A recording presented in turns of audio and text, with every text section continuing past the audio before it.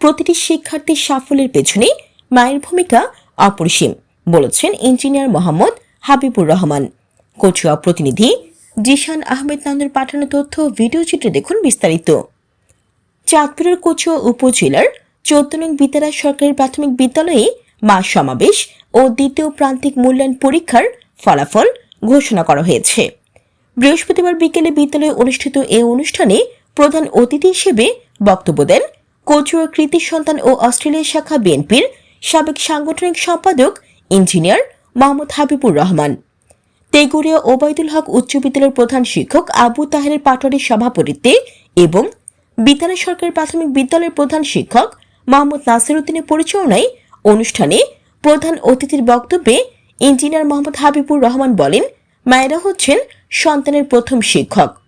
পরিবার থেকে চরিত্র গঠন শুরু হয়, তাই প্রতিটি শিক্ষার্থীর সাফল্যে মায়ের ভূমিকা অপরিসীম।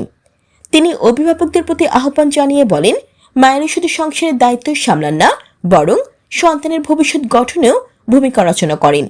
সন্তানের সঙ্গে আন্তরিকতা ও বন্ধুত্বপূর্ণ সম্পর্ক গড়ে তুলতে পারলে শিক্ষার্থীরা নৈতিকভাবে সুশিক্ষিত হয়ে উঠবে।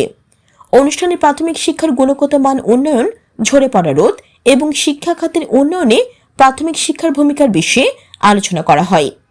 এই সময় ইঞ্জিনিয়ার হাবিবুর রহমান রাষ্ট্র কাঠামো মেরামতের 31 দফার 24, 25 ও 27 নম্বর দফা নিয়ে বিস্তারিত আলোচনা করেন। এছাড়া বক্তব্য রাখেন বিতারা ফাজিল মাদ্রাসার প্রভাষক মাওলানা মোহাম্মদ মোজাম্মেল হক, আনোয়ার মৃধা, বিএনপি নেতা হাজী আবুল খায়ের ও ছাত্রনেতা জাহাঙ্গীর সরকার সহ আরো অনেকে।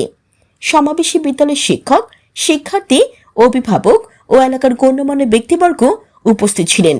অনুষ্ঠান শেষে শিক্ষার্থীদের মাঝে শিক্ষা উপকরণ বিতরণ করেন বিএনপি নেতা ইঞ্জিনিয়ার মোহাম্মদ হাবিবুর রহমান এবং শিক্ষক ও এলাকাবাসীর সঙ্গে মতবিনিময় করেন।